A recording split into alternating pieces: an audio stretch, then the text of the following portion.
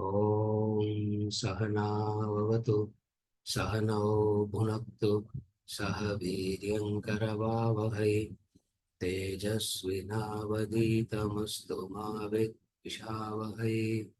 ॐ शान्ति शान्ति शान्तिः।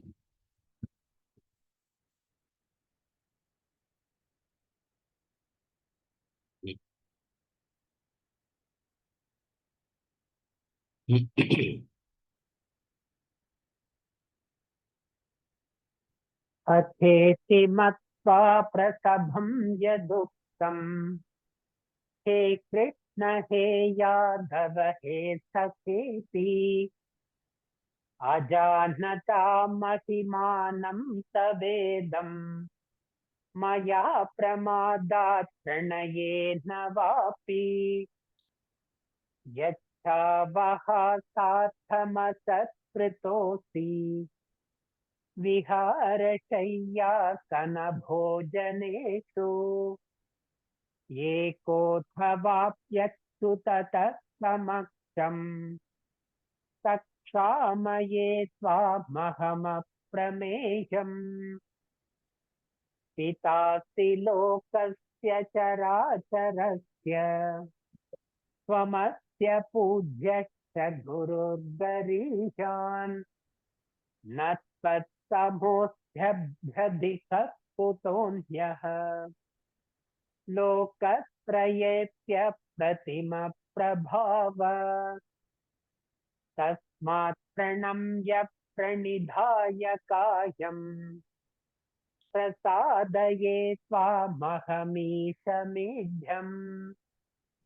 पितेव पुत्रस्य सखेव सख्युः प्रियः प्रियायार्हसि देव सोढुम्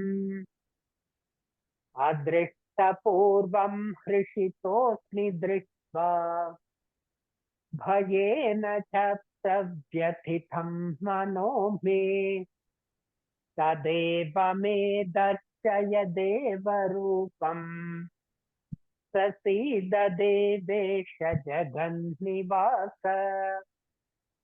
किरीटिनं गदिनं चक्रहस्तम् इच्छामि त्वां द्रष्टुमहं तथैव तेनैव रूपेण चतुर्भुजेन सहस्रबाहो भव विश्वमूर्ते श्रीभगवानुवाच मया प्रसन्नेन तवार्जुनेदम् रूपं परं दर्शितमात्मयोगात् तेजोमयं विश्वमनन्तमाध्यम् यन्मे त्वदन्येन न दृष्टपूर्वम् न वेदयज्ञाध्ययनैर्न दानैः न च क्रियाभिर्न तपोभिरुग्रैः एवं रूपशक्य अहं नृलोके द्रष्टुं त्वदन्येन कुरु प्रवीर मा ते व्यथा मा च विमूढभावः दृष्ट्वा रूपं घोरमीदृङ्ममेदम् व्यपेतभिप्रीतमना पुनस्त्वम् तदेव मे रूपमिदं प्रपश्य सञ्जय उवाच इत्यर्जुनं वासुदेवस्तथोक्त्वा स्वकं रूपं दर्शयामास भूयः आश्वासयामास च भीतमेनम् भूत्वा पुनः सौम्य वपुर्महात्मा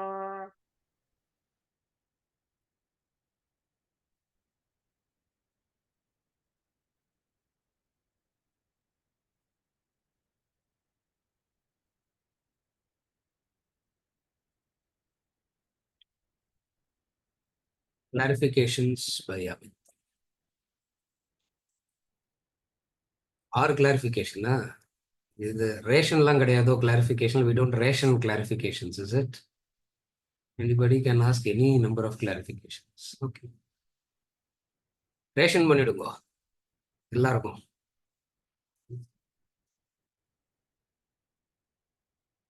Last class, you explained the difference between a Shishya and a Vidyarthi. You mentioned we are all Vidyarthis. It is better to be an honest Vidyarthi than a fake Shishya. You also mentioned it's better to be a Dharmik Grihastha than a fake Sannyasi.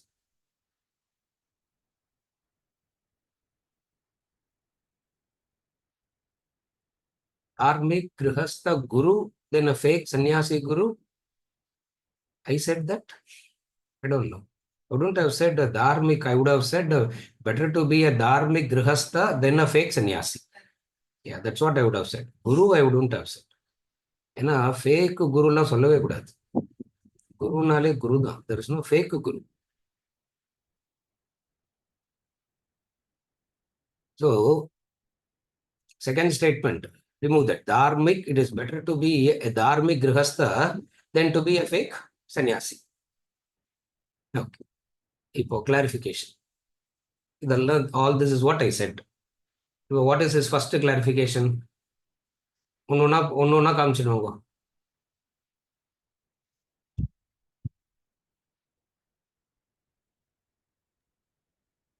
One minute.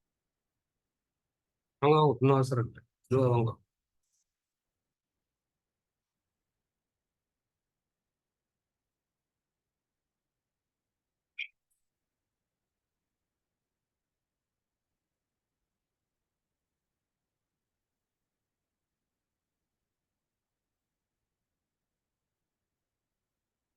what are the qualities of an ideal Vidyarthi?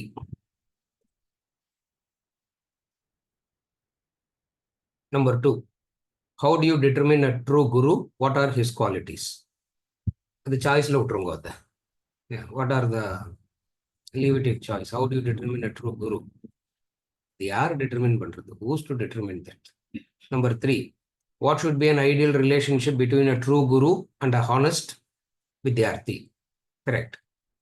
Remove the adjectives for the guru and keep the adjectives for the student. Yeah, guru can remove the adjectives. What should be an ideal relationship between guru and a honest Vidyarthi? Fourth one, what was and is your relationship with your guru, Swamiji? That is private, personal. That is not for a discussion. Number 5, does a guru find a Vidyarthi or a Vidyarthi find a guru? Or it can happen either way. Okay, that I'll come later. So Shishya, someone who follows the path Bhakti, and Vidyarthi, someone who follows the path of Jnana. Is that distinction invalid? Sixth one, that distinction is invalid. Amit, don't complicate it like that. So sixth question, strike பண்ணிடுங்க. It's an invalid thing. Fourth question, strike பண்ணிடுங்க. Remove the sixth one and remove the fourth one.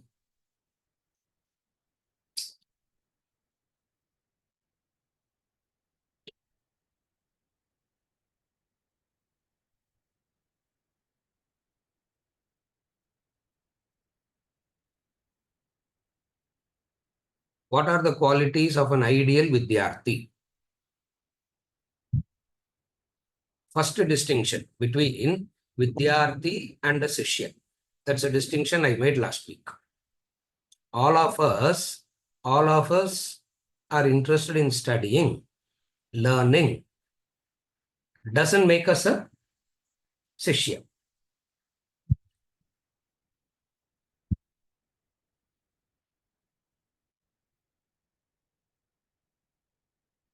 What makes an ideal Vidyarthi?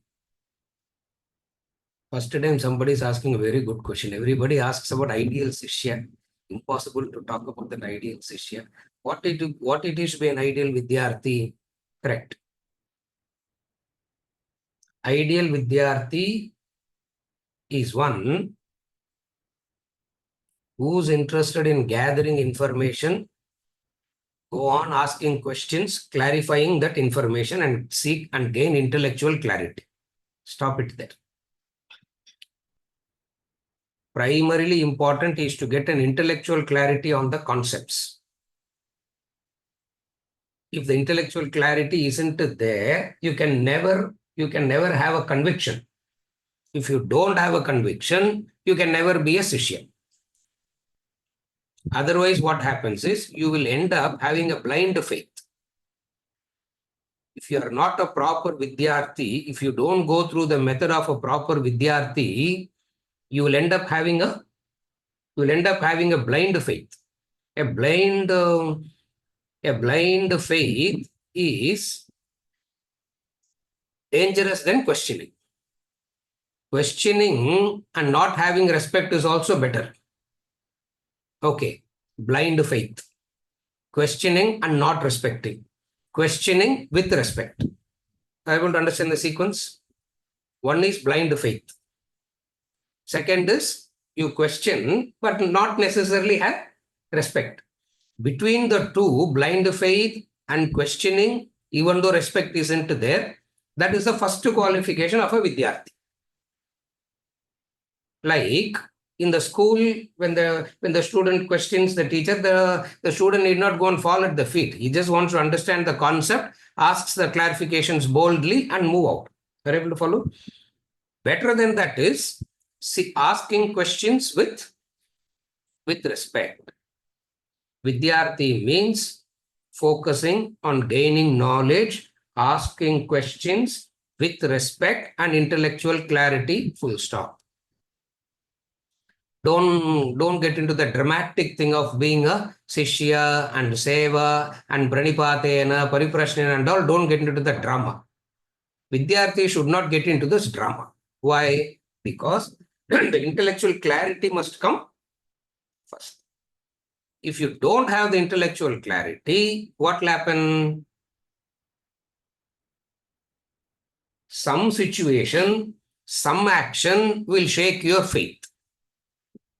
Some situation, some action will shake your faith, and you lose very conviction in the knowledge itself. Therefore, it is better to be convinced in the knowledge than be convinced on a person. This is the classic Vedic method. So first it says be a Vidyarthi. Have conviction in the knowledge. Forget the guru and all. Now be a student.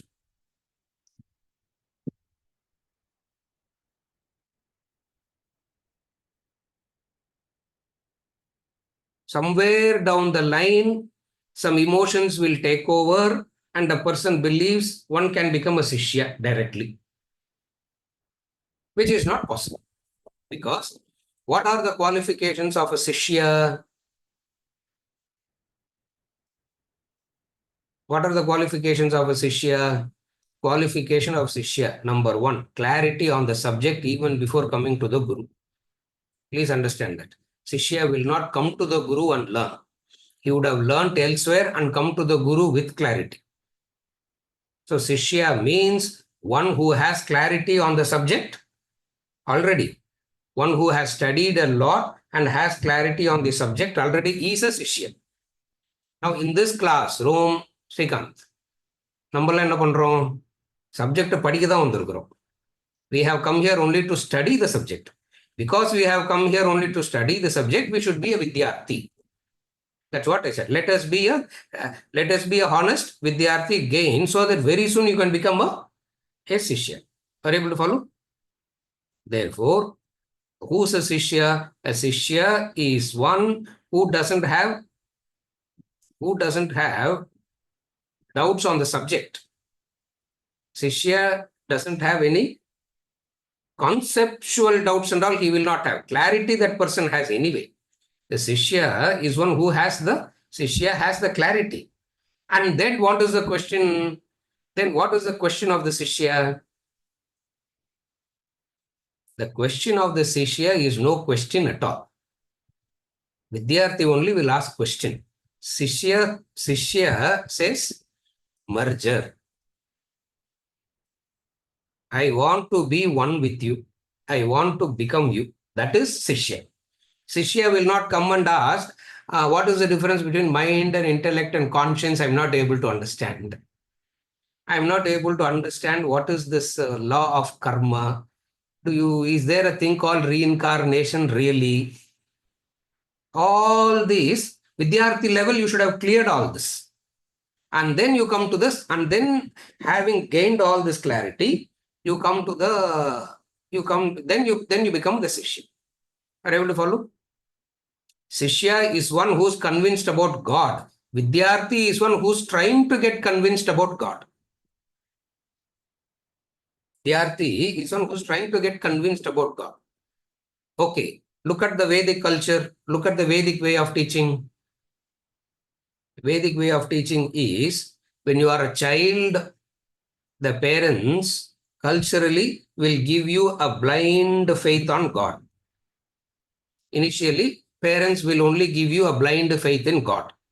They will say, this is God, worship.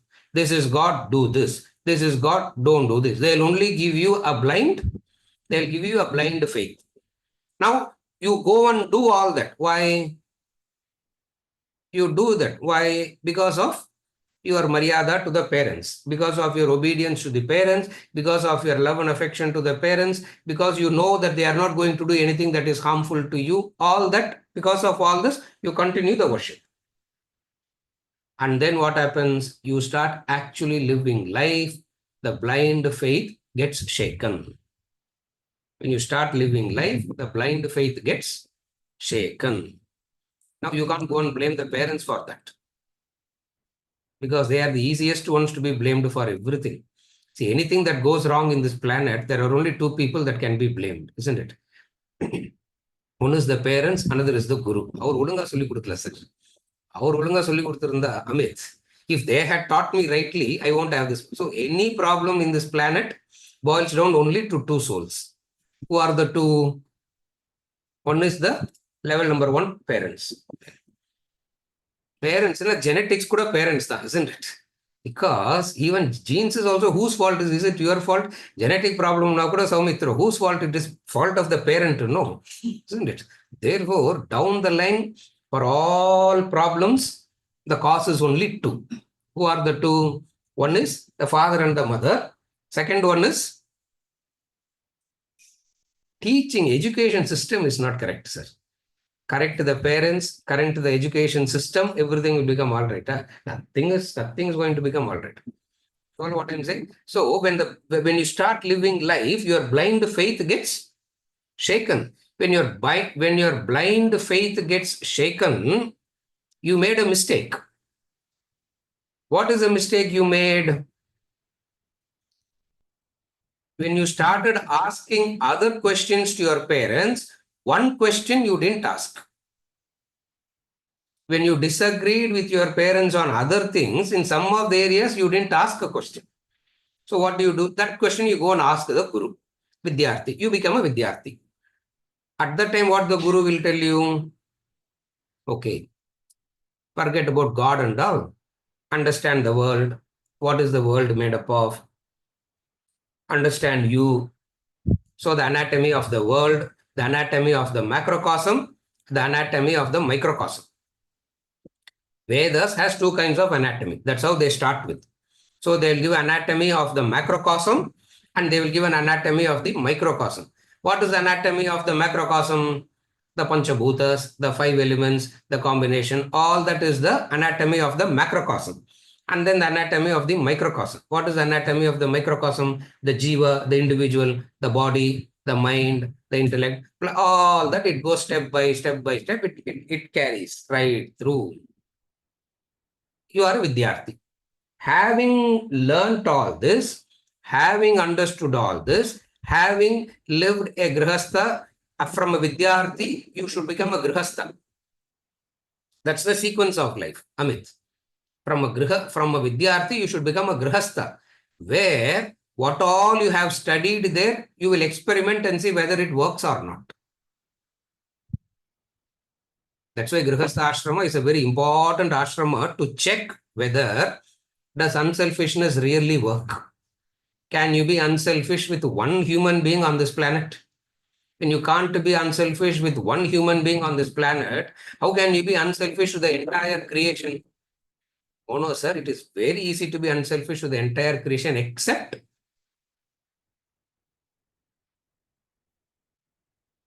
to Sudhir, it is very easy to be unselfish with everybody on this planet, isn't it? Yeah, they are sitting next to each other. That's why. Except him, it is very easy to be unselfish. Now, what is this thing? Are you able to follow? All that you have learned as a Vidyarthi, you want to experiment. Where do you experiment? Grihastha Ashrama is a very bold experiment on unselfishness. Grihastha Ashrama is a very bold experiment on Yajna Karma, aesthetics, everything. It's a very bold experiment. You do all that, you gather some maturity, and then you become a Sishya. What is a Sishya? You have learnt it, you have experienced a few things, you have understood everything as futile. Now you come to the Guru and ask this question. What?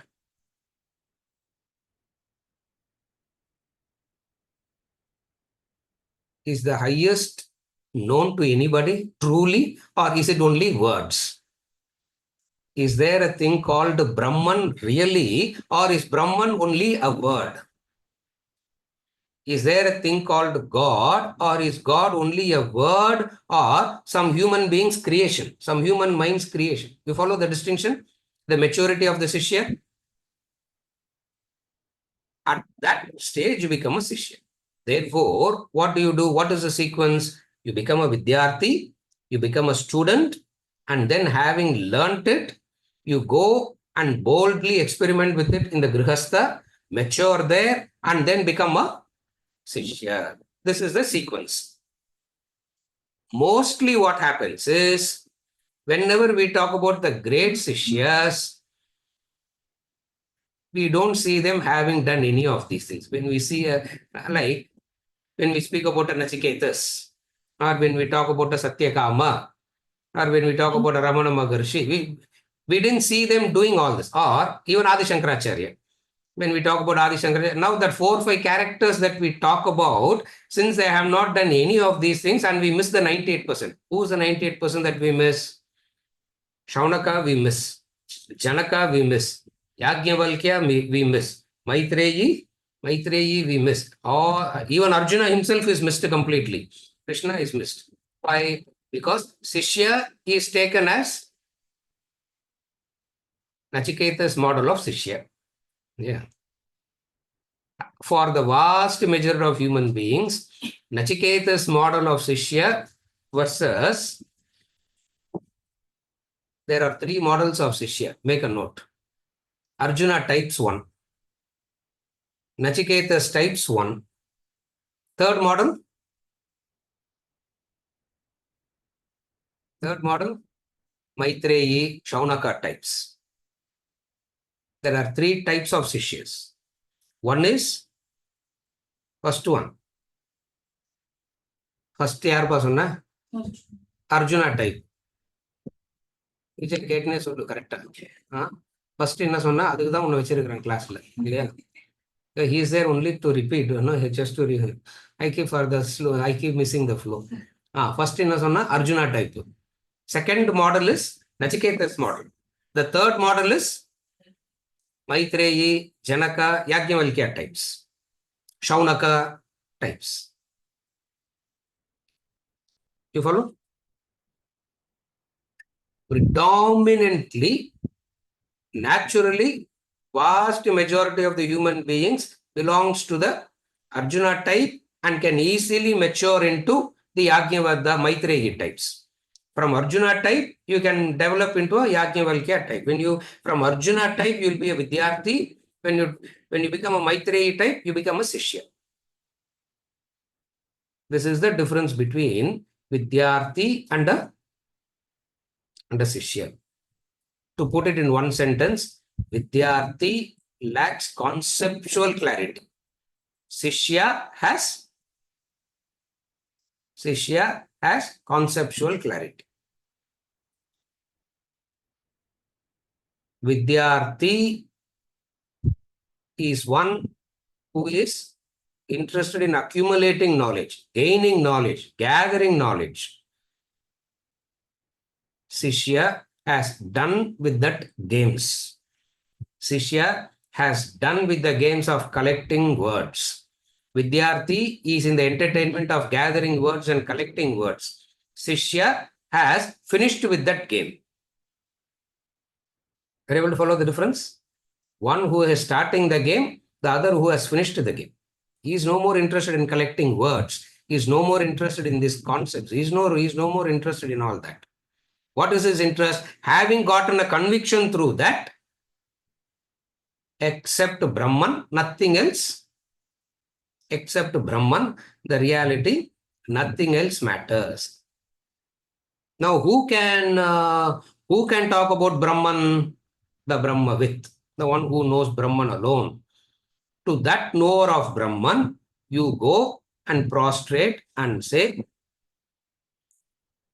I am here for Aikyam, tell me what to do. I am here for Aikyam, tell me what to do. And what will he say? Go and take care of my cowshed for 1 year. Go and take care of my cowshed for 1 year, he will say.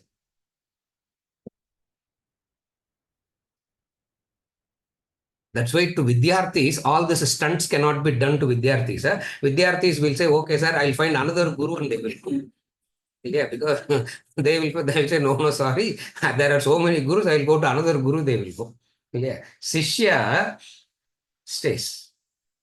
Are you able to understand the difference? And the Shishya comes and asks for the teaching. He said, how many stories are there in the Upanishads? Same Gurukula, the wife goes and fights, the Guru Patni fights with the Guru. She's saying, why are you partial?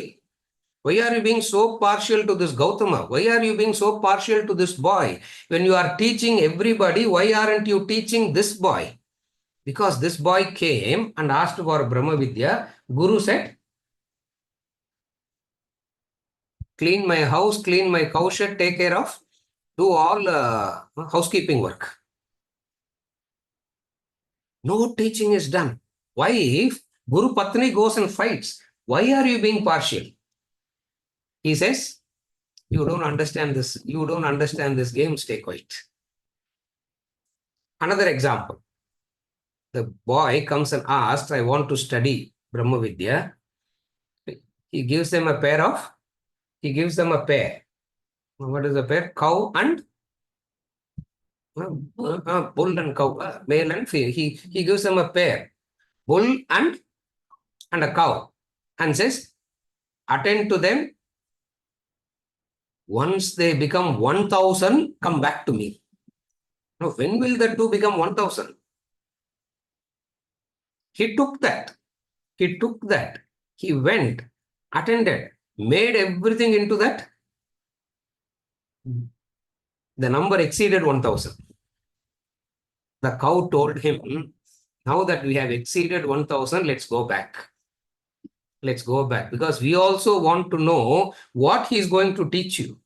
Because where do we find a Shishya like this? Vidyarthis you can find in plenty. In your lifetime, if you can find one Shishya, oh, that Guru is a very lucky Guru. Yeah. You're able to follow. Vidyarthis you can always find in hundreds and thousands. Not a problem at all. You follow what I'm saying? Therefore, there's only one thing. What? From Vidyarthi, you need to do a lot of work and then mature into a Shishya. This is the fundamental difference between Vidyarthi and a Shishya. So, what the Vidyarthi does, for the knowledge that the Vidyarthi has gathered, he will have some gratitude and offer. Vidyarthi will offer Guru Dakshina. Shishya will do Seva. There is a difference between Dakshina and Seva. Again, I repeat. Vidyarthi will give Guru Dakshina. Shishya will do Seva. Seva means what? What is the Seva to the Guru? Not washing his clothes, not cooking food. What is Seva to the Guru? The Seva to the Guru is to plunge into the unknown and become Brahman. He knows that. Are you able to follow? He's ready to take the risk of plunging into the unknown and go and tell the Guru that your teaching is true. What is Guru Seva? Guru Seva is proving the teachings of the Guru as a Satyam. That is Guru Seva. Rest of the Vidyarthis must do all other Sevas. Rest of the Vidyarthis will do all other Seva. Are you able to follow?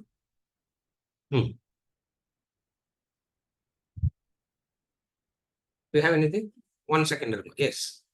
Related to the answer that you gave to the question. So you were going in the order that first it is blind faith followed by question without respect. Then you become a Vidyarthi where it becomes question is with respect. You gain some maturity by being a grasta, experiment a few things like unselfishness, yajna karma. Yes. My question is, where does this Pariksha Lokan Karma Chitan comes? The question that she is asking is from Mundaka Upanishad in the sequence. Where does that Pariksha Lokan Karma Chitan Brahmano comes? That Pariksha Lokan Karma Chitan Brahmano in the Mundaka Upanishad comes at the Sishya level.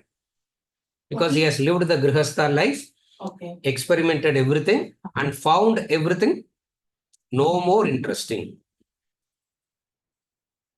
When you are saying no more interesting, he came to the conclusion after doing Pariksha Loka. Yes. After living it, first he gathered the knowledge. Theoretical knowledge first, and then he lived that, and then he practiced the theoretical knowledge, and then understood one thing. What is understanding? Unselfishness is very good. Swargaloka has come. Punya has come, but Brahman is not yet known. Ultimate experience didn't happen. Therefore, Pariksha Lokan means what he has examined what everything can give you. And then understood you are not interested in that. You know what wealth can give you, and then you say, I am not interested in that. You know what family can give you, and then you say, I am not interested in that. When you say, I am not interested in what wealth can give you, if you say, I am not interested in what family can give me, then what are you interested in? Then what are you interested in? Are you able to follow? Then what are you interested in? Sishya will say moksha. Sishya will say moksha. Are you able to follow? Therefore, to come to that level, a person should have gone through all this, lived a dharmic life, experienced everything, and then known the limitation of it. You cannot intellectualize the limitation. You have to actually, to put it very simply, iron and gold is good for buying iron and gold. Wealth is useless. Intellectualize it. Does it make any difference?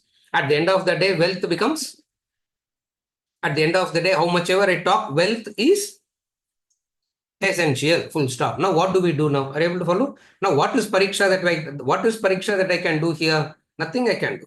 Then, what is the other method? Okay. Wealth is necessary. I acquire. And I acquire wealth in a dharmic way. And then why do I want to acquire wealth?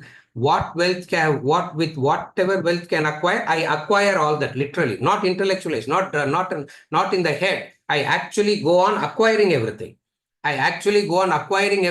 And then understand what? And then understand what?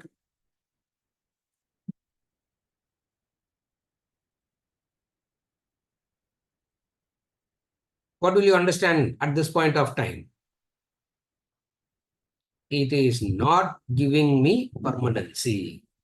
It is not. So the connection is always made to the permanency. So the conviction that it is not giving me permanency is the factor.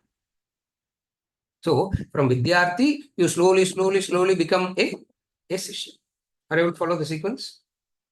After Pariksha Lokan and understanding the futility of the 7 pebbles, you become a Shishya. Yes. You have to live that life. You have to live an unselfish dharmic life. gather Chitta Shuddhi, and only in the Chitta Shuddhi you can experience the limitations of that. When you are a victim of Krodha, Lobha, Mada, Matsarya, Bhaya, Dvesha, when we are trying to handle the anger and fear and the worry and anxiety, we have to understand that I need to live a dharmic life first.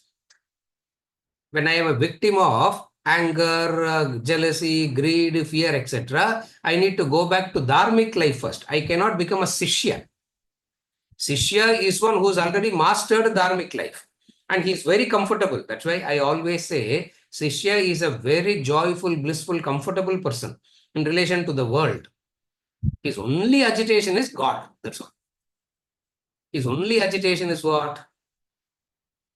God. His only problem lies is what? Because with the world and all, he know what everything from the world he can get like that. His only problem is with God. Are you able to follow? Next clarification.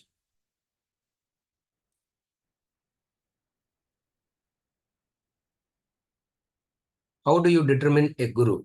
What are his qualities?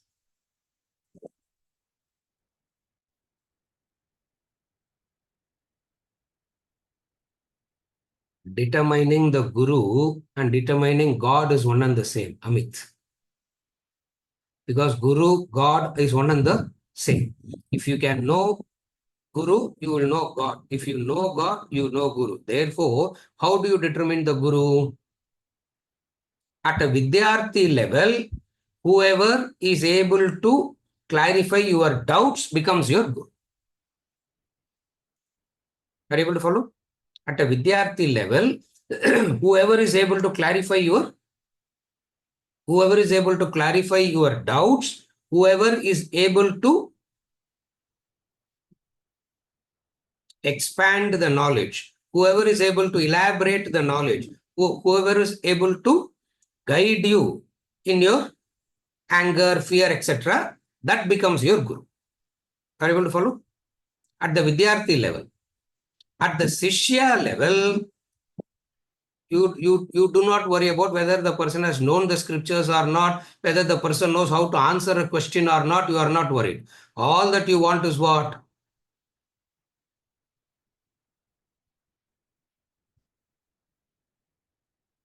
Have you seen God? Vivekananda asked. He is not asking what is God. He asked, have you seen God? Ramakrishna said, go back. When Vivekananda asked, have you seen God?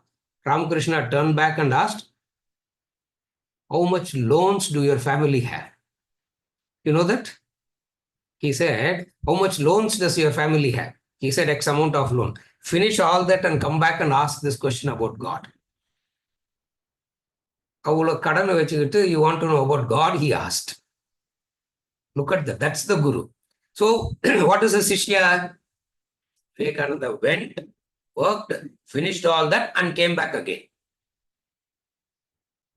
Because to him, it's a matter. Are you able to follow the difference? So, most of the time, understand a Vidyarthi Guru. Who's a Vidyarthi Guru? Vidyarthi Guru is one who will be able to give you a conceptual clarity. When the person is able to give you a conceptual clarity, that's all. You need not worry about other aspects of the Guru. That is why in the tradition itself, we have teachers. Acharya, Upadhyaya. There are people who have surnames, no? Upadhyaya. Isn't it? You know who, so do you know who, what is meant to be an Upadhyaya? Upadhyaya is a Vidyarthi teacher. Acharya is a Sishya teacher. The names itself distinguishes.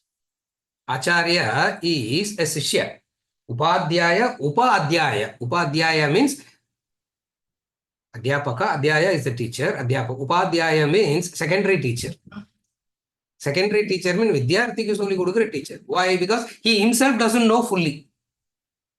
Padhyaya himself or herself won't know fully. Why? Because why do we say they don't know fully? Brahma Anubhava is missing. In that Upadhyaya, Brahma Anubhava will be missing. In the Guru, Brahma Anubhava will happen. Now you can never know whether the person has experience of Brahman or not. It's impossible for you to know at a Vidyarthi level. At a Sishya level, you will know. You're able to follow the difference? At a Sishya level, you will know the difference. At a Vidyarthi level, you will never know. Like for example,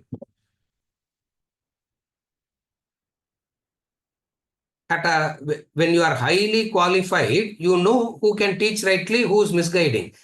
At a 5th standard level, you will never know who's teaching rightly wrong. Are you able to follow?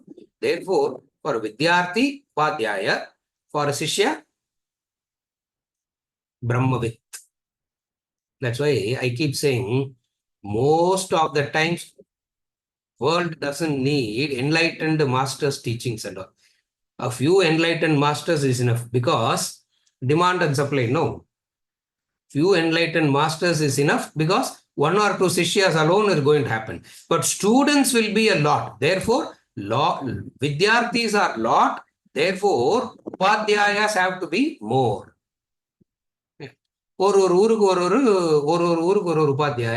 In every city, one Upadhyaya will be sitting. Yeah. அதுதான் சென்னையில் Aravindan is sitting now. அந்த மாதிரி ஒரு சிட்டியில் ஒரு Upadhyaya will be sitting. Are able to understand the difference? This is the fundamental difference. Next question.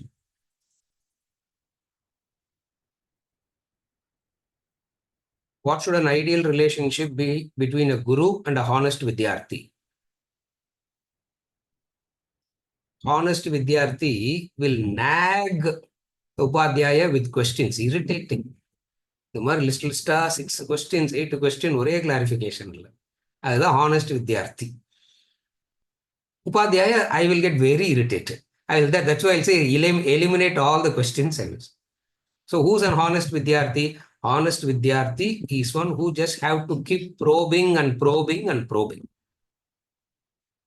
Honest vidyarthi is one who has to keep probing and probing and probing. Why? Why do you have to probe?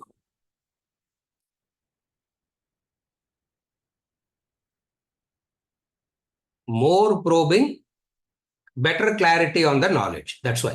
Otherwise, the same thing will be repeated again and again and again. More questions asked, more deep you can go into the knowledge. Better clarity will come. Are you able to follow? So what is the relationship between a honest vidyarthi and a guru? Keep asking questions and gain intellectual clarity. That's all. It stops there and ends there. No other relationship. No other relationship between vidyarthi and the guru. Start probing questions, start asking questions and gain intellectual clarity, and it stops there.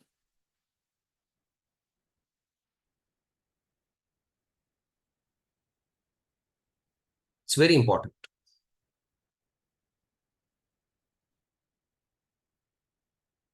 Pariprashnena. Because vidyarthi has doubts. The guru knows so much. How to elaborate all? He can't go on and on. Therefore, what do? Each and every question will bring it out. One. Second, most of the time, vidyarthis will come under teachers who are not that trained to teach.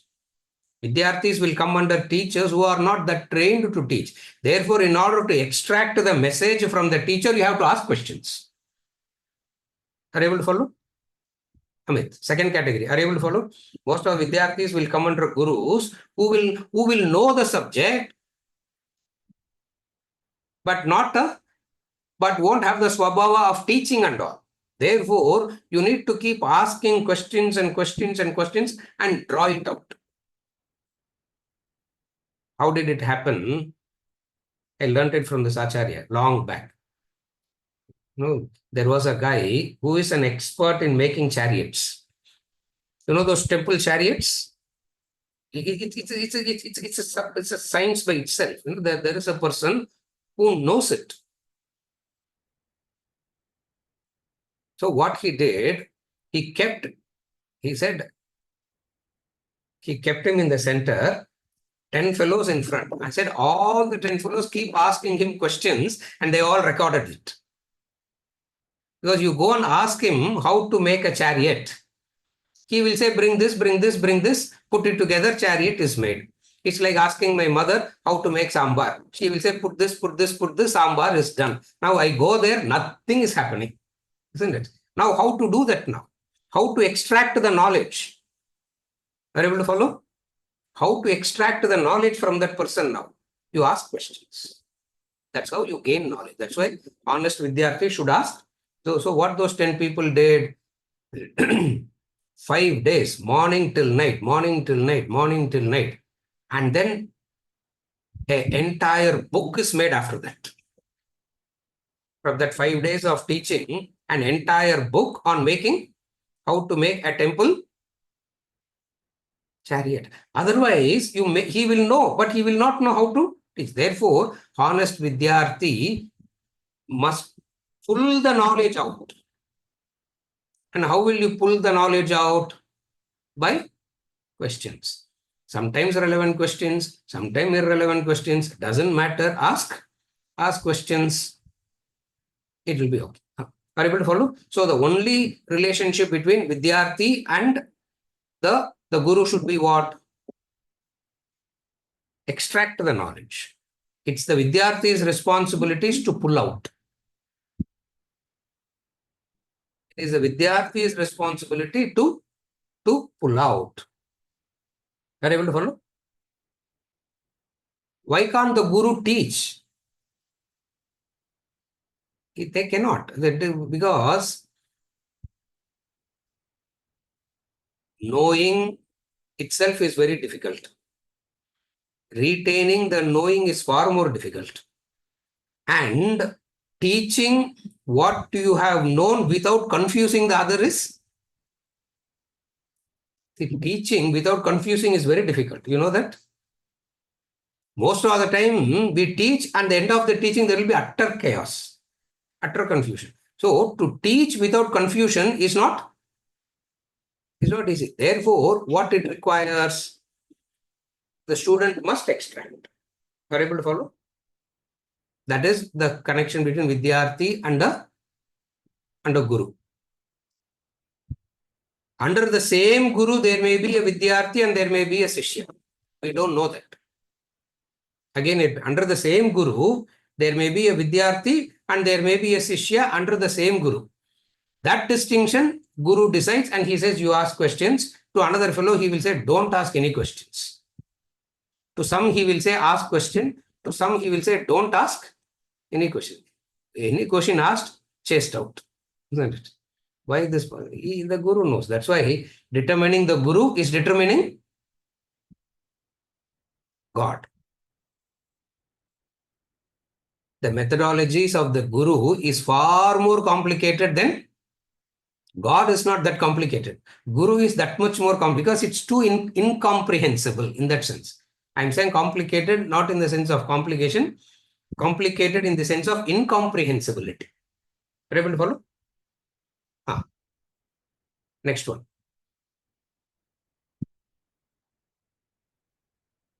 Does a Guru find a Vidyarthi or a Vidyarthi find a Guru? Or it can happen either way. Amit.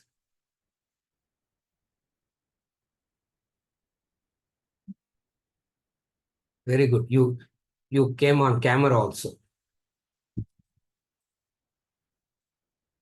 I thought you are in ICU. Does a Vidyarthi find a Guru or a Guru finds a Vidyarthi? Vidyarthi must find a Guru. It is always a responsibility of a Vidyarthi to seek.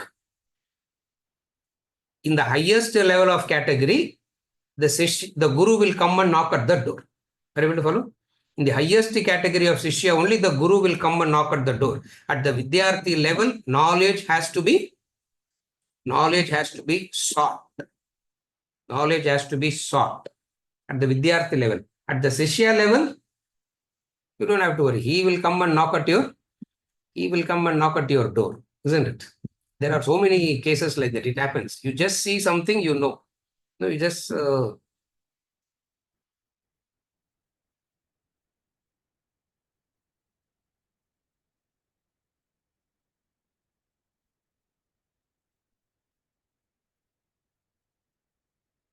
Gautam Buddha was visiting the village.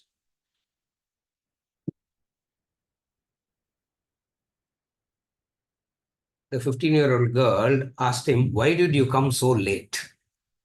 She's only 15 years old. Huh? She said, "Why did you come so late?" Buddha said, "I'm visiting you from the age of 11. You are ready now only." He said, "I'm visiting you from 11. From 11, I'm visiting you. You are ready now only." In the case of the Shishya, the Guru comes and knocks at the doors. 99.9% of the cases, the Guru must be sought. Nowadays, only these things are there. Be ready. Guru will come and knock at your doors. Kind of stories and all has become a rule now. Those are all exceptions to the rule. What is the rule, Amit?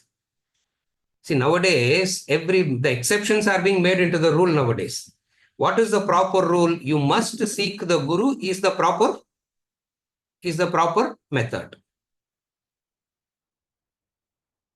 Shankaracharya went and sought, no? Isn't it? From some remote village in Kerala, he went to some caves in Narmada, no? Where it's totally no connection at all between the two places.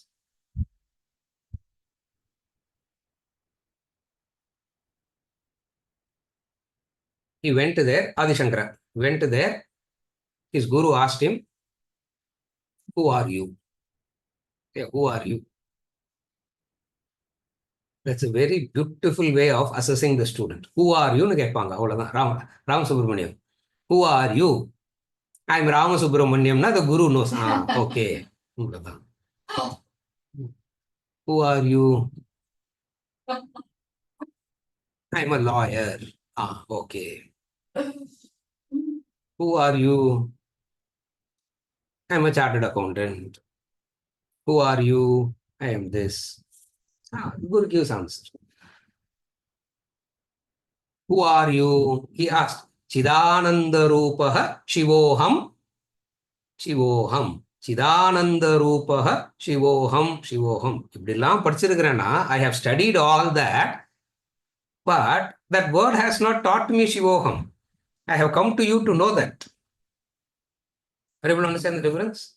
Even here, the Guru is sought. When we say Guru appears means what? From Kaladi to the Narmada caves, how many people he would have crossed? It's not that he didn't meet any human being. No, how many people Shankara would have crossed? But he knew none of them is the Guru. And finally, you follow what I'm saying? Therefore, thus, Vidyarthi must seek and find the Guru. Correct? Guru will not come and knock at your door. Guru will come and knock at your door when you want the Guru. When you want the Guru, Guru will come and knock at your door. Wanting the Guru means what? Wanting the Guru, wanting the body of the Guru, wanting emotions from the Guru, wanting the physical personality of the Guru, wanting the intellectual clarity of the Guru. What is meant by wanting the Guru means? Aikyam. Are you able to follow? Aikyam you want. When Aikyam is wanted, somebody will come and knock at your door and say, "Come, I will take you." Till that time, keep seeking. Till that time, keep seeking, because Vidyarthi's obligation is to seek. Vidyarthi's obligation is to seek, not to get stuck with one. Are you able to follow?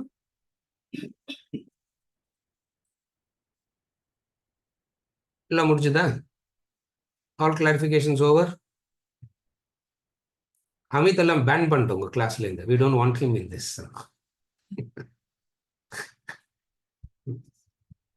Yes. The gradation of teacher is the same.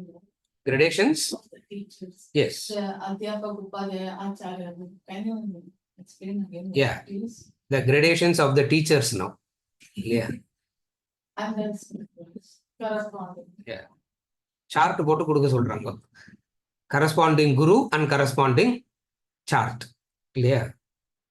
இங்க இந்த chart போடுறது இப்போ.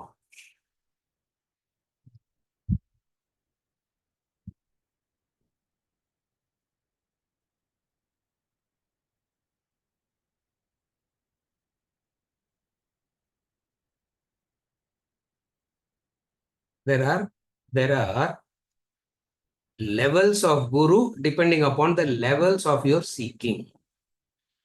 The levels of guru is dependent upon the level of the shishya.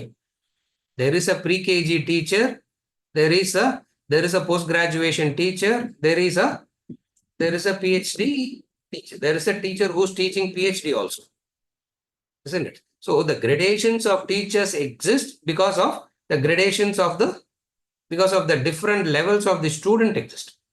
Therefore, it's a very simple corresponding thing. Depending upon the level,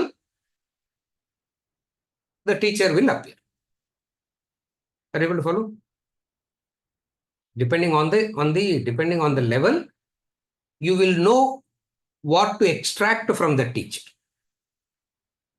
Isn't it?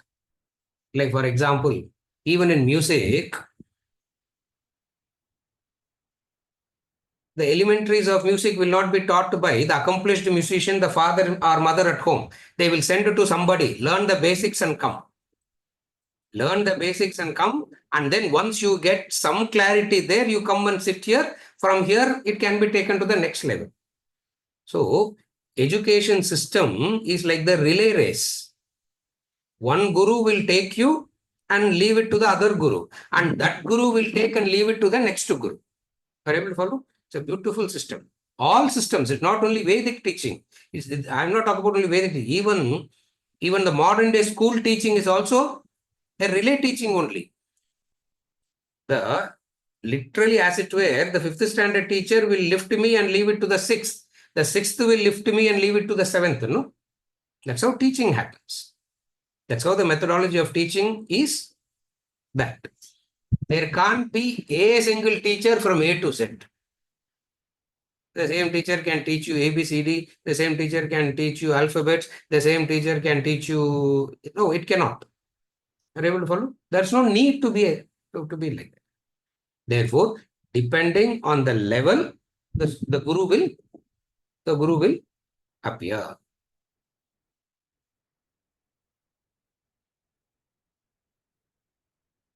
There may be an enlightened guru, but there may not be any sishyas at all.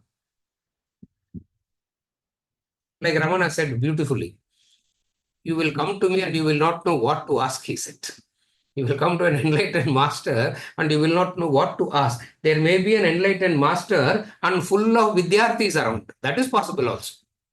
It's a very unique confusion that can happen only in the Vedic teaching. And an enlightened person sitting and saying, there is a body, there is the mind, there is an intellect.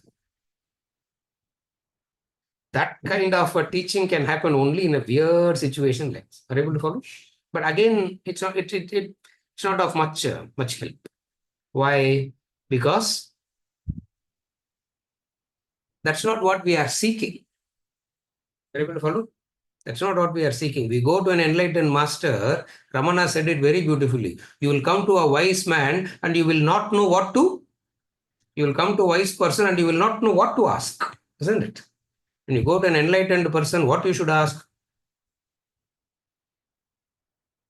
What you should ask? ஒன்னும் கேட்கவே முடியாது அவரு இல்லையா? You can't ask him anything. All that you can go and tell him is what? Brahmavit. You are a Brahmavit. I want to become Brahman.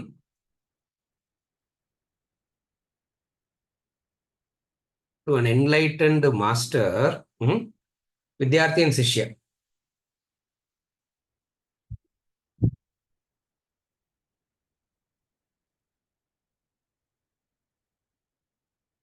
Vidyarthi will ask why. Sishya will say, Sishya will ask what to. Sishya will ask what to do. Are you able to understand? Sishya will ask what to do. இப்போ என்ன sir பண்ணணும்? அடுத்த 10 வருஷத்துக்கு இதான் பண்ணணும்னா he will be willing to do that. Vidyarthi will say no, I cannot. Are you able to understand the difference? Are you able to understand? Sishya will come and ask what to do. For the next 10 years, this is what you have to do. Sishya will have the conviction to go and do that. Are you able to follow? Vidyarthi will go back thinking, எதுக்கு 10 வருஷம் சொன்னாரு? Why he said 10 years? But to that person, he didn't say that. To this person, he didn't say that. That book didn't say that. Are you able to follow? All these doubts comes to Vidyarthis. Therefore, better to be a Vidyarthi than to be a Sishya. Chart, you cannot make a corresponding chart like that. There are only 2 grades, Vidyarthi and Sishya. Guru, a versatile Shrotriyam Brahmanishtam Guru will know how to deal with the Vidyarthi, also a Sishya. Are you able to follow? Most of the Gurus will know how to deal with the Vidyarthi. You cannot know all the difference. So better to be a Vidyarthi and forget about the Brahmanishta Guru, we can forget. Seriya? So there is no explanation for the gradation. There's no explanation for the gradations. Depending on your level, it comes to you. There's no explanation for the gradations.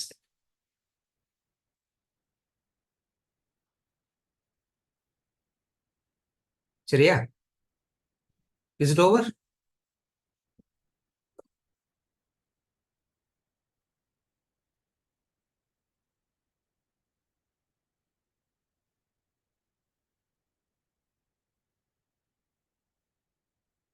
Verse number 41, 42. That's what we are doing.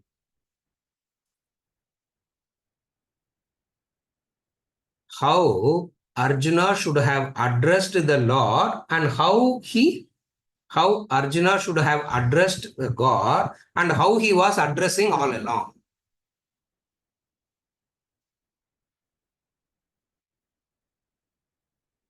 How he should have been addressed and how he was addressing. For that, he sought pardon.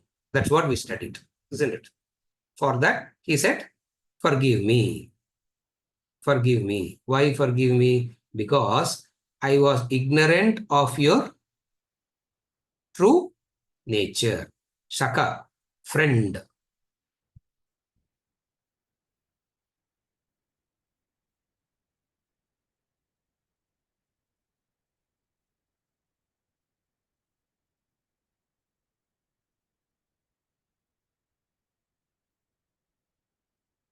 Thinking about you as a friend, I addressed you differently. That is verse number 41. And then verse number 42. What is verse number 42? Verse number 42 said, in what all ways I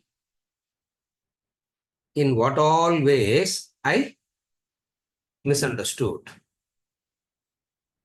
In what all ways I misunderstood Krishna, it is because of your fault. Because you appeared like a normal human being. No, now what do I do? If you appear like a normal human being, how do I know the difference? Supposing if you have come with 3 heads, When all of us are born with one head, and if we have come with 3 heads, we would have known the difference. If all of us are born with 2 hands and 2 legs, if we had come with 4 legs and 4 hands, straight away we would have known the difference. Now you are also like any one of us all the time, and suddenly you are also like any one of us all the time, and suddenly you show some extraordinariness. Whose fault it is? Arjuna's fault or Krishna's fault? Inga kuda Krishna's fault it is, isn't it? You say, hey Krishna, hey Yadava, hey Saketi. Because of your human appearance, I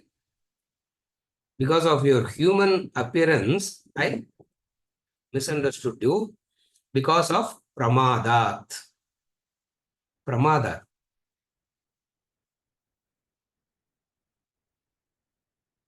Pramadat means oversight, familiarity. Because I got too familiar with an Avatara Purusha, I started behaving as an equal to an Avatara Purusha. Are you able to follow? No doubt Krishna is an Avatara Purusha. What happened? He said, Maya Pramadat. Maya Pramadat means he became too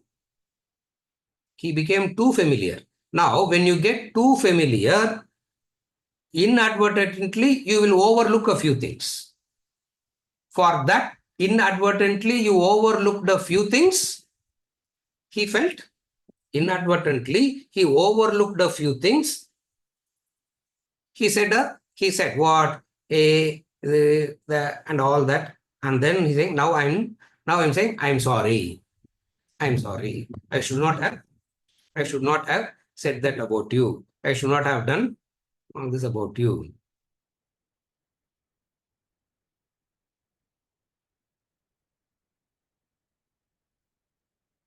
You will use all expression and not filter words when. It's a very interesting lesson in relationship. That's why I'm studying this. When will you use all expressions and not filter words? When the trust gives confidence. The trust gives confidence, and you will not worry about the choice of words. When you are using words selectively, it means what? In a frail, superficial relationship, the words will be chosen very selectively. In a very deep relationship where trust is already established, and any word or anything is not going to break the relationship, certain liberties will be taken. Are you able to follow? Certain liberties will be taken where you know that anything that you do, the relationship is not going to break. But most of the times we are very careful in selective words. We are very careful in doing a few things. Why? Because the relationship itself is very frail. Arjuna became so close to Krishna from that angle. Now he is regretting it a little bit. He said, no, how much ever you are close to me, how much ever you are affectionate to me, I should have understood it as your compassion, and I should not have treated you as my equal. Are you able to understand how the devotion of Arjuna is getting one step higher? Are you able to follow the difference now?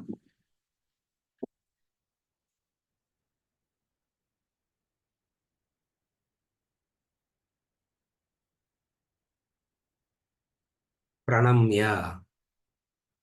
Pranamya means a trustworthy relationship in which I can do anything without filtering. Pranamya. Pranidaya Kaya. He said, no, Pranamya, Pranidaya. So the word Pranamya is a very beautiful word. Pranamya means a trustworthy relationship in which I can do anything without filtering.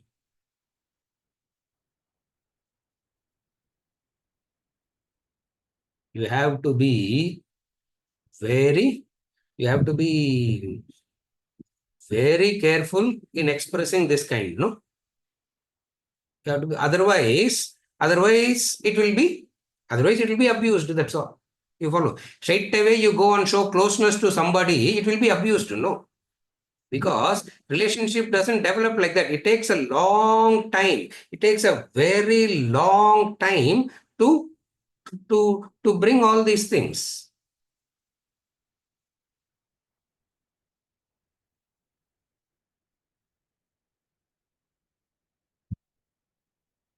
All of us in life requires one unrejectable relationship that gives us strength.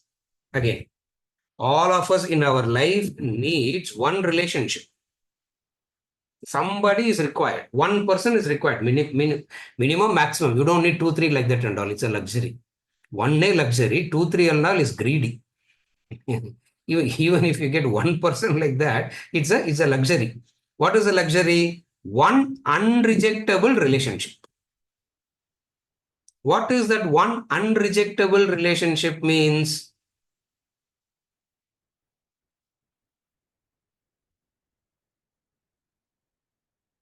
What is that one unrejectable relationship means?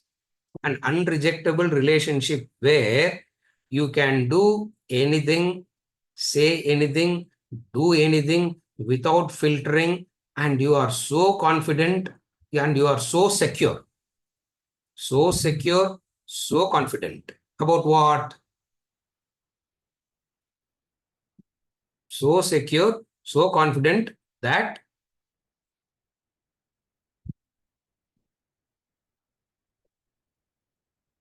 it will not be abused. Are you able to follow? Otherwise, it's very scary to have this kind of a relationship with any single person. Even the closest person also is difficult. Why? Because at some point of time there will be want to be some exploitation, some abuse, something they will want to do. Why do all these things?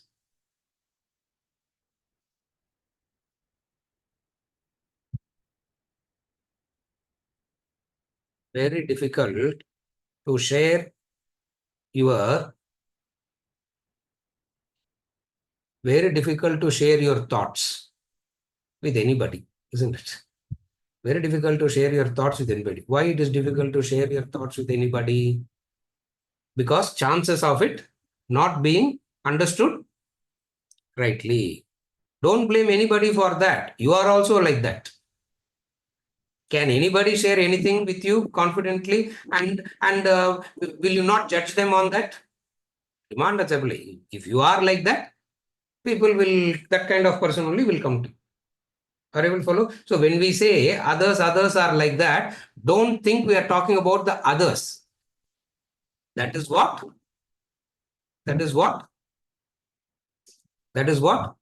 we have. Are you able to follow? If somebody expresses their innermost feelings, immediately a sense of ridicule will come. Immediately a sense of putting down. All kinds of things come. So very difficult is to have a close friend, isn't it? Very difficult is to have a close one friend. That is why the Guru says, I am your friend. Friend na equal status கிடையாதுங்க. Friend na not equal status. Are you able to understand the difference? When the Guru says, I am your friend, not in the equal status as in friendship. Friend as in you will not be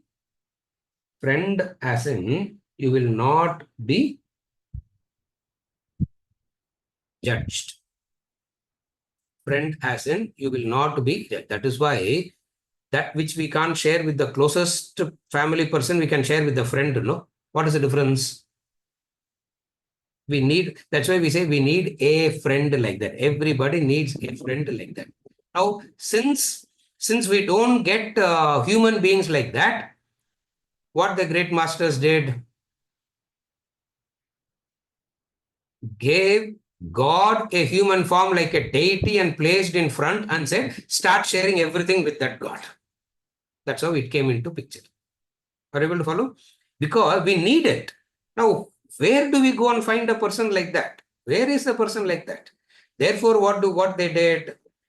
They created a god and said, start sharing everything with God. Why? Because that God in stone or wood is not going to judge you back or talk about this to anybody else. No.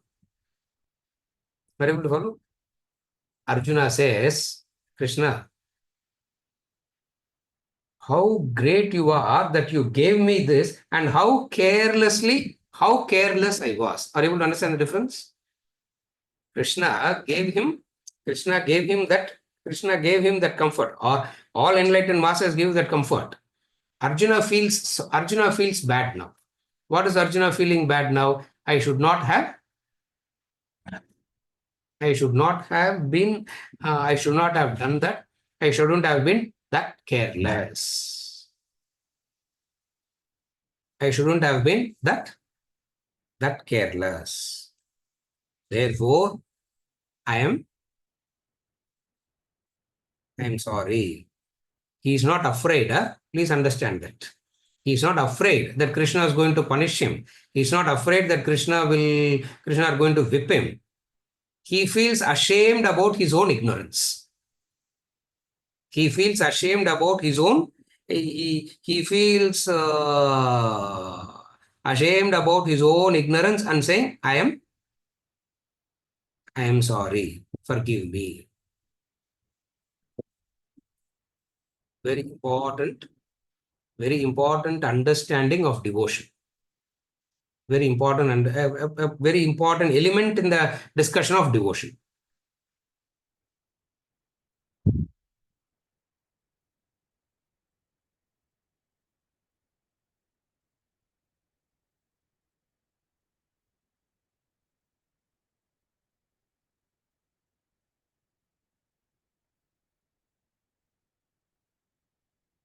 How much ever you have been friendly, I should not have taken some liberties. That's all he's saying. Devotion it is. It is the devotion of the Shishya. Are you able to follow? It is the devotion of the Shishya to say, I should not have taken that. I should not have taken certain liberties. What is that liberty? What is that liberty he took? What is the liberty he took? In whatever, verse number 42. In whatever way you have been insulted. In jest, சும்மா வெறுப்பேத்துறதுக்கு தான் sir சொன்னேன், சும்மா ஜோக்குக்கு சொன்னேன் இல்லையா? wanted to in jest, playing, repose, seated, at meals, when alone or in company. Or in company, naka, I gossiped about you to somebody very badly. Sorry for that. Yeah. Company, na, with somebody not Krishna, I don't know what he thinks about himself. How careless remarks I have made about you. Too. Now, when he sees the Vishwarupa, he is remembering all that and feeling so ashamed about his own foolishness. You should interpret it like that. You should understand it like that. Otherwise, it looks like a person in fear saying, oh Krishna, sorry, I did all that. Don't get angry now. In Vishwarupa, you crushed the heads of Bhishma and Karna. Don't crush my head now. That's not what he is asking. That's not what Arjuna is saying. Arjuna is saying, oh my God, how I missed it. When alone or in company, I implore you. I seek your Kshama. I seek your Kshama. Kshama means forgiveness. You are aprameyam, immeasurable. Therefore, it wouldn't have affected you at all. Are you able to follow? The word aprameyam says, Krishna, all this wouldn't have affected you in any way, but I should not have done that. Are you able to understand the difference? It wouldn't have, you are aprameyam, immeasurable. Achyuta, you are Achyuta, you are aprameyam. So therefore, all this would not have bothered you at all. All this wouldn't have affected you at all. All this wouldn't have made any disturbance to you. But I should not have I should not have done that. I should have been more careful. I should have been more careful. For that, where I wasn't that careful, I seek your, where I wasn't that careful, I seek your forgiveness. Actually speaking, only if Krishna is angry, forgive me makes sense. Krishna is not at all angry, then what is he saying, forgive me? It is not forgiving in the sense of forgive me. It is saying, I feel ashamed about my ignorance. I feel ashamed about how foolish I was. Not knowing your infinite status that defies any definition and description, I treated you like any ordinary person, where you behaved with me like an ordinary person.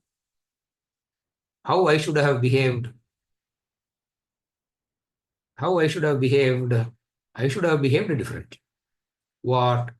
I should have never brought you down to, I should have never brought the status down to my level. I brought it down, for which I'm sorry, he says. I brought your level down. From that immeasurable, I brought your level down at times. For that, I feel ashamed. I'm sorry. Verses 41 and 42. With this, we conclude. Next week, we'll continue with 43 onwards.